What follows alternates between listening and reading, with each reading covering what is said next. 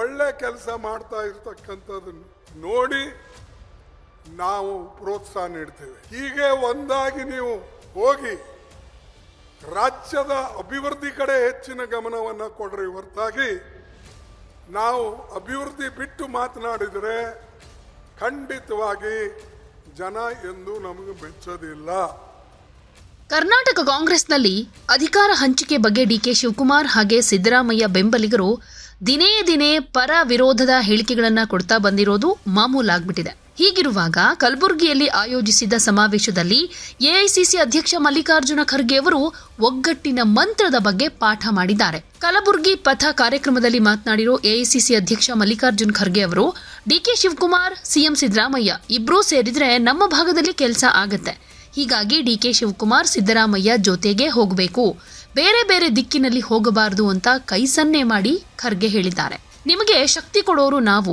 ಈ ಭಾಗದಲ್ಲಿ 5 ಎಂಪಿಗಳು ಕೊಟ್ಟಿದ್ದು ಕಾಂಗ್ರೆಸ್ ಪಕ್ಷಕ್ಕೆ ಶಕ್ತಿ ಕೊಟ್ಟಿದ್ದು ಕಲ್ಯಾಣ ಕರ್ನಾಟಕದ ಭಾಗ. ಹೀಗಾಗಿ ಕಲ್ಯಾಣ ಕರ್ನಾಟಕ ಭಾಗಕ್ಕೆ ಪ್ರೋಟೀನ್ ಕೊಡೋ ಕೆಲಸ ಮಾಡಿ.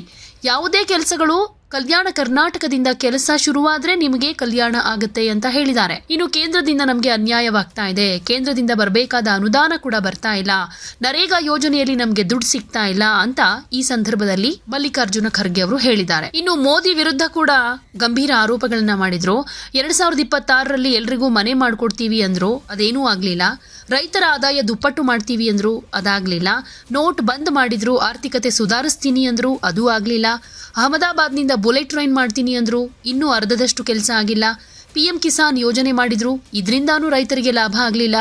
ದುಡ್ಡು ತಗೊಂಡು ಬೇರೆ ದೇಶಕ್ಕೆ ಹೋದವರನ್ನ ಹಿಡಿದು ತರ್ತೀನಿ ಅಂತ ಅಂದ್ರು, ಅದೂ ಕೂಡ ಆಗಲಿಲ್ಲ.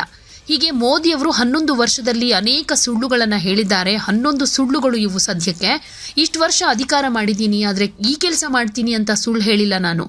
ಏನು ಹೇಳ್ದೆ ಕೆಲಸ ಮಾಡಿದ್ದೀವಿ ಅಂತ ಮೋದಿಯವರ ಮೇಲೆ ಒಂದಷ್ಟು ಆರೋಪಗಳನ್ನು ಕೂಡ ಮಾಡಿದ್ರು. ಇನ್ನು ಈ ಸಂದರ್ಭದಲ್ಲಿ ಹೆಚ್ಚು ಗಮನ ಸೆಳೆದಿರೋ ವಿಚಾರ ಅಂತಂದ್ರೆ ಡಿಕೆ ಶಿವಕುಮಾರ್ ಹಾಗೆ ಸಿಎಂ ಸಿದ್ದರಾಮಯ್ಯ ಜೊತೆಗೆ ಹೋಗಬೇಕು, ಒಗ್ಗಟ್ಟಾಗಿರಬೇಕು ಅಂತ. ಈಗಾಗಲೇ ಕುರ್ಚಿ ಫೈಟ್ ಒಳೊಳಗೆ ನಡೀತಾನೆ ಇದೆ. ಒಂದಷ್ಟು ಮುಸುಕಿನ ಗುದ್ದಾಟಗಳು ನಡೀತಾ ಇವೆ. ಪವರ್ ಶೇರಿಂಗ್ ವಿಚಾರ ಮುನ್ನೆಲೆಗೆ ಬರ್ತಿದ್ದ ಹಾಗೇನೆ ಒಬ್ಬೊಬ್ಬರು ನಾಯಕರು ಒಂದೊಂದು ರೀತಿ ಹೇಳಿಕೆಗಳನ್ನ ಕೊಟ್ಕೊಂಡು ಅವರವರ ನಾಯಕರ ಪರವಾಗಿ ನಿಲ್ತಾ ಇದ್ದಾರೆ. ಈ ಎಲ್ಲಾ ವಿಚಾರ ಮಲ್ಲಿಕಾರ್ಜುನ ಖರ್ಗೆ ಅವರಿಗೆ ಗೊತ್ತಿಲ್ಲದೆ ಏನಿಲ್ಲ. ಹೀಗಾಗಿ ಈ ಸಮಾವೇಶದಲ್ಲಿ ಭಾಗಿಯಾಗಿದ್ದಾಗ ಒಗ್ಗಟ್ಟೇ ಬಲ, ಇಲ್ಲದೆ ಹೋದ್ರೆ ನಮ್ಮನ್ನ ಜನ ತಿರಸ್ಕರಿಸ್ತಾರೆ ಅನ್ನೋ ಎಚ್ಚರಿಕೆಯ ಸಂದೇಶವನ್ನ ಕೊಟ್ಟಿದ್ದಾರೆ. ಇವರಿಬ್ರು ಒಳ್ಳೆ ಕೆಲಸ ಮಾಡ್ತಾ ಇದ್ದಾರೆ ಅಂತ ಬೆನ್ನು ತಟ್ಟಿದ್ದಾರೆ. ಹಾಗೆ ಒಗ್ಗಟ್ಟಿನಿಂದ ಇರಬೇಕು ಅನ್ನೋ ಮಾತನ್ನ ಕೂಡ ಈ ಸಂದರ್ಭದಲ್ಲಿ ಹೇಳಿದ್ದಾರೆ. ಮೈಕ್ ಪೋಡಿಯಂನಿಂದಲೇ ಖರ್ಗೆ ಅವರು ಶಿವಕುಮಾರ್ ಕಡೆ ಕೈ ಸನ್ನೆ ಮಾಡಿ ಶಿವಕುಮಾರ್ ಹಾಗೂ ಸಿದ್ದರಾಮಯ್ಯ ಇಬ್ರು ಹೀಗೆ ಇರಬೇಕು, ಹಂಗಿದ್ರೇನೆ ಚಂದ ಅಂತ ತಮ್ಮೆರಡೂ ಕೈ ಮುಂದೆ ಮಾಡಿ ಒಗ್ಗಟ್ಟಿನ ಮಂತ್ರ ಹೇಳಿದ್ದಾರೆ. ಇಬ್ರು ಆ ಕಡೆ ಈ ಕಡೆ ಆದ್ರೆ ಸರಿಯಾಗೋದಿಲ್ಲ ಅಂತಾನೂ ಹೇಳಿದ್ದಾರೆ. ಹಣಕಾಸು ಮಂತ್ರಿಯಾಗಿ 16ನೇ ಬಾರಿ ಬಜೆಟ್ ಮಂಡಿಸಿರುವ ಸಿದ್ದರಾಮಯ್ಯನವರ ರೀತಿ ಈ ದೇಶದಲ್ಲೇ ಇನ್ನೊಬ್ರಿಲ್ಲ. ಅದೇ ರೀತಿ ಶಿವಕುಮಾರ್ ಕೂಡ ಇಂಧನ ಸಚಿವರಾಗಿ, ಜಲಸಂಪನ್ಮೂಲ ಸಚಿವರಾಗಿ, ಕೆಪಿಸಿಸಿ ಅಧ್ಯಕ್ಷರಾಗಿ ಪಕ್ಷ, ಸರ್ಕಾರ, ಜನರಿಗಾಗಿ ಸೇವೆ ಮಾಡಿದ್ದಾರೆ. ಇಬ್ಬರು ಅವರವರ ಸಾಮರ್ಥ್ಯದಲ್ಲಿ ಉತ್ತಮ ಕೆಲಸ ಮಾಡ್ತಿದ್ದಾರೆ. ಇದೇ ರೀತಿ ಜೋಡೆತ್ತಿನಂತೆ ಅಭಿವೃದ್ಧಿ ಪರ ಕೆಲಸ ಮಾಡ್ತಾ ಇರಿ ಅಂತ ಹೇಳಿದ್ದಾರೆ. ಕಾಂಗ್ರೆಸ್ನಲ್ಲಿ ವ್ಯಕ್ತಿಗಿಂತ ಒಳ್ಳೆಯ ಉತ್ತಮ ಕೆಲಸಗಳಿಗೆ ಸದಾಕಾಲ ಬೆಂಬಲ ಇರುತ್ತೆ. ಪಕ್ಷ ಸದಾ ಬೆಂಬಲಿಸುತ್ತೆ. ಉತ್ತಮ ಕೆಲಸ, ಜನಪರ ನಿಲುವು ವಿಷಯದಲ್ಲಿ ನಾನು ಸಿದ್ದರಾಮಯ್ಯ, ಶಿವಕುಮಾರ್ ಇಬ್ಬರಿಗೂ ಅಭಿನಂದಿಸ್ತೀನಿ. ಹೀಗೆ ಒಂದಾಗಿ ಹೋಗಿ ರಾಜ್ಯದ ಅಭಿವೃದ್ಧಿ ಕಡೆ ಹೆಚ್ಚಿನ ಗಮನ ಕೊಡಿ. ಅಭಿವೃದ್ಧಿ ಬಿಟ್ಟು ಮಾತನಾಡಿದರೆ ಜನ ನಮ್ಮನ್ನ ಖಂಡಿತ ಮೆಚ್ಚೋದಿಲ್ಲ ಅಂತ ಭಾಷಣದುದ್ದಕ್ಕೂ ಎಚ್ಚರಿಕೆ ಮಾತುಗಳನ್ನು ಆಡಿದ್ದಾರೆ.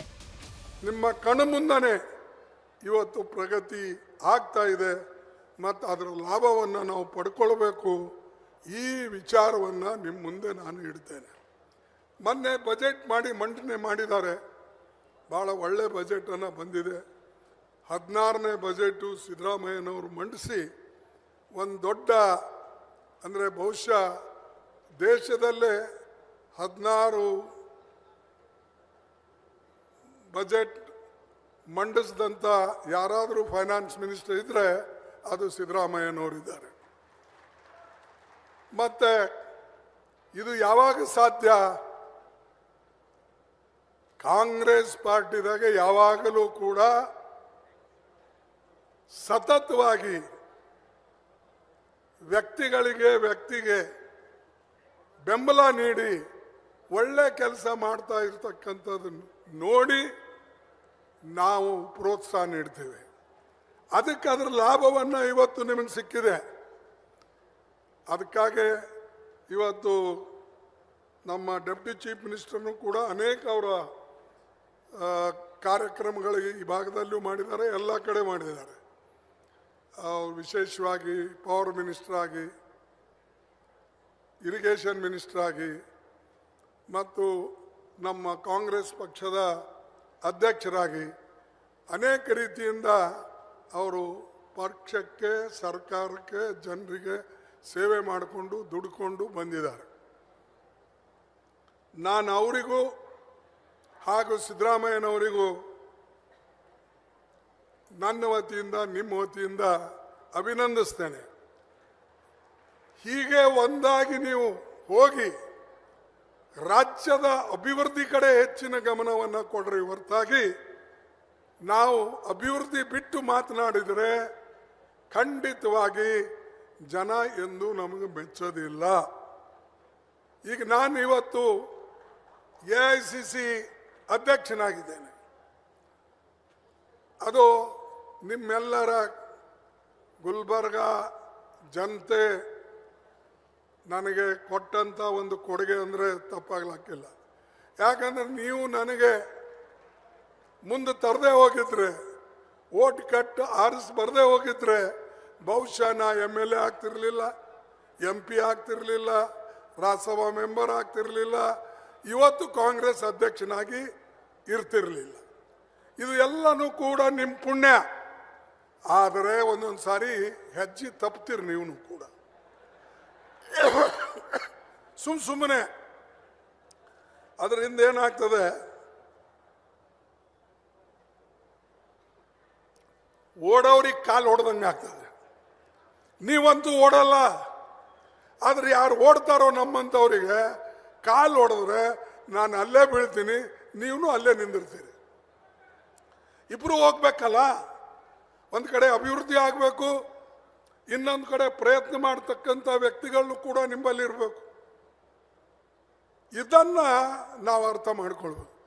11 ವರ್ಷದಲ್ಲಿ ಮೋದಿಯವರು 11 ದೊಡ್ಡ ಸುಳ್ಳುಗಳನ್ನು ಹೇಳಿದ್ದಾರೆ. ದೊಡ್ಡ ಸುಳ್ಳು, ಸಣ್ಣ ಅಲ್ಲ. ಈಗ ಬರ್ತೀನಿ ನಡಿ, ಇದು ಮಾಡ್ತೀನಿ ನಡಿ, ಇಂಥವಲ್ಲ, ದೊಡ್ಡ ಸುಳ್ಳು 11. ಮೊದಲನೇದೇನು, ಹೊರಗಿನ ಹಣ ತಂದು ನಿಮಗೆ 15 ಲಕ್ಷ ರೂಪಾಯಿ ನಿಮ್ಮ ಜೋಬಿನಲ್ಲಿ ಹಾಕ್ತೀನಿ ಅಂತ ಹೇಳಿದರು. ಹಾಕಿದ್ರ? ಇದು ಸುಳ್ಳಲ್ಲ.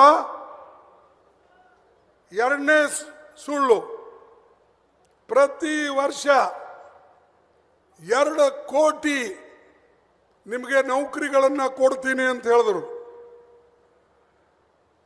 ಆದ್ರೆ ಸಿಗಲಿಲ್ಲ. ಆದ್ರೆ ಯಾಕೆ ನಮ್ಮ ಯುವಕರು ಈ ಬೆಂಬಲ ಕೊಡ್ತಾರೆ ಅನ್ನೋದೇ ನನಗೆ ಗೊತ್ತಿಲ್ಲ. ಏನು ಜಾತಿ ಮೇಲೆ ಕೊಡ್ತಾರೋ, ಧರ್ಮದ ಮೇಲೆ ಕೊಡ್ತಾರೋ, ಅಥವಾ ತಮ್ಮ ನಡವಳಿಕೆ ಮೇಲೆ ಕೊಡ್ತಾರೋ ನನಗೆ ಅರ್ಥ ಆಗೋದಿಲ್ಲ. ಅರೆ, ಯಾರು ಬಡವರ ಸಲುವಾಗಿ ಕೆಲಸ ಮಾಡಿದಾರೋ, ಗುಂಡೇಟು ತಿಂದು ಸತ್ತೋಗಿದಾರೋ, ದೇಶಕ್ಕೆ ಸ್ವಾತಂತ್ರ್ಯ ತಂದು ಕೊಟ್ಟಿದಾರೋ ಅವ್ರದ್ದು ಖಬರೇ ಇಲ್ಲ ನಿಮಗೆ. ಮೂರನೇ ಸುಳ್ಳು, ಪೆಟ್ರೋಲ್ ಡೀಸೆಲ್ ಇದರ ಕಿಮ್ಮತ್ ಕಡಿಮೆ ಮಾಡ್ತೀನಿ ಅಂದರು. ಎಲ್ಲಿ ಮಾಡಿದ್ರ? ಉಲ್ಟಾ ಪೆಟ್ರೋಲ್ ಡೀಸೆಲ್ ಹೆಚ್ಚಿಗಾಗಿದೆ. ನಮ್ಮ ಕಾಲದಾಗ ಏನಿತ್ತು UPA ಸರ್ಕಾರದಾಗ, ಇವತ್ತು ಅದರದಕ್ಕಿಂತ 40-50% ಹೆಚ್ಚಿಗೆ ಆಗಿದೆ. ನಾಲ್ಕನೇ ಸುಳ್ಳು, 2022ರಲ್ಲಿ ನಾನು ಗಂಗಾ ನದಿ ಬಹಳ ಕ್ಲೀನ್ ಮಾಡ್ತೀನಿ ಅಂತ ಹೇಳಿದ್ರು ಅವ್ರು ಹೇಳಿದ್ದೆ, ನಾ ಹೇಳಿದಲ್ಲ. ये गंगा माँ को मैं पूरा साफ कर दूंगा, पीने लायक वहां पर पानी होगा. कहाँ है भाई पानी? वहां पीने लायक गंगा नदीनू क्लीन ಮಾಡಲಿಲ್ಲ. 5ನೇ ಸುಳ್ಳು, ಮೇಕ್ ಇನ್ ಇಂಡಿಯಾ ಮ್ಯಾನುಫ್ಯಾಕ್ಚರಿಂಗ್ 2022ರಲ್ಲಿ 10 ಕೋಟಿ ಹೊಸ ಮ್ಯಾನುಫ್ಯಾಕ್ಚರಿಂಗ್ ಜನರಿಗೆ ನೌಕರಿ ಕೊಡ್ತೀನಿ ಅಂತ ಹೇಳಿದ್ರು. ಅದು ಆಗಲಿಲ್ಲ. ಇನ್ನೊಂದು 6ನೇ ಸುಳ್ಳು, 2022ರಲ್ಲಿ ಎಲ್ಲ ಭಾರತೀಯರಿಗೆ ಮನೆ ಪಕ್ಕಾ ಮನೆ ಮಾಡಿಕೊಡ್ತೀನಂದ್ರು. ಆ ಪಕ್ಕಾ ಮನೆಗಳು ಇನ್ನೂ ಅರ್ಧನೂ ಆಗಿಲ್ಲ. 7ನೇ ಸುಳ್ಳು, ರೈತರಿಗೆ ಅವ್ರ ಆಮದಾನಿ ಡಬಲ್ ಮಾಡ್ತೀನಿ ಅಂತ ಹೇಳಿದ್ರು. 2 ಪಟ್ಟು ಆಯ್ತಾ? 2 ಪಟ್ಟು ಇಲ್ಲ. ಇದು ಅವ್ರದ್ದು 7ನೇ ಸುಳ್ಳು. 8ನೇ ಸುಳ್ಳು, ನೋಟ್ಬಂದಿ ಮಾಡ್ದ. ಹೇಳಿದ್ರು ಏನಂದ, ಮಿತ್ರೋ मुझे सिर्फ 50 दिन दो, 50 दिन में अगर मैं काम नहीं करूंगा तो मुझे किसी भी चौरास्ता पे ठहरा कर मार दो, खड़ा होकर मुझे सजा दे दो. ಇದು 8ನೇ ಸುಳ್ಳು. ಅರೆ ಅದರಲ್ಲಿಂದೇನೂ ಲಾಭ ಆಗಲಿಲ್ಲ. ಬಡವರು ಹಣ ಹೋಯ್ತು. ಎಷ್ಟೋ ಜನ ಪರೇಶಾನ್ ಆದರು. 1000 ರೂಪಾಯಿ ನೋಟು 200 ರೂಪಾಯಿದಾಗ ಮಾರ್ಕೊಂಡ್ರು. ಅದೇ ರೀತಿಯಾಗಿ ಅವರು 9ನೇ ಸುಳ್ಳು ಹೇಳಿದ್ರು. ಯಾವುದು? ಅವ್ರ ಊರ್ಲಿಂದನೇ ಅಹಮದಾಬಾದ್ಲಿಂದ ಬೊಂಬೈ ತನಕ ಬುಲೆಟ್ ಟ್ರೈನ್ ತರ್ತೀನಿ ಅಂದರು. 2022ರಾಗ ತಂದು ಬಿಡ್ತೀನಿ ಅಂದರು. ಈಗ 2022 ಹೋಯ್ತು. ಈಗ 25 ಬಂದಿದೆ. ಇನ್ನೂ ಅರ್ಧದಷ್ಟು ಕೆಲಸ ಆಗಿಲ್ಲ. 10ನೇ ಸುಳ್ಳು, PM ಕಿಸಾನ್ ಯೋಜನಾ ಇದು ಮಾಡಿದ್ರು. ಇದರಿಂದ ಕೂಡ ರೈತರಿಗೆ ಲಾಭ ಆಗಲಿಲ್ಲ. 11ನೇ ಸುಳ್ಳು, ಹೊರಗಡೆ ಏನು ಶ್ರೀಮಂತರು ಓಡಿ ಹೋಗಿದ್ದಾರೋ ಇಲ್ಲೆಲ್ಲ ಬ್ಯಾಂಕ್ಲಿಂದ ಲೋನ್ ತಗೊಂಡು ಅವರಿಗೆ ಹಿಡ್ಕೊಂಡು ಬಂದು ಜೈಲಿಗೆ ಹಾಕ್ತೀನಿ ಅಂತ ಹೇಳಿದ್ರ. ಯಾರಿಗಾರ ತಂದು ಒಳಗೆ ಹಾಕಿದ್ರ?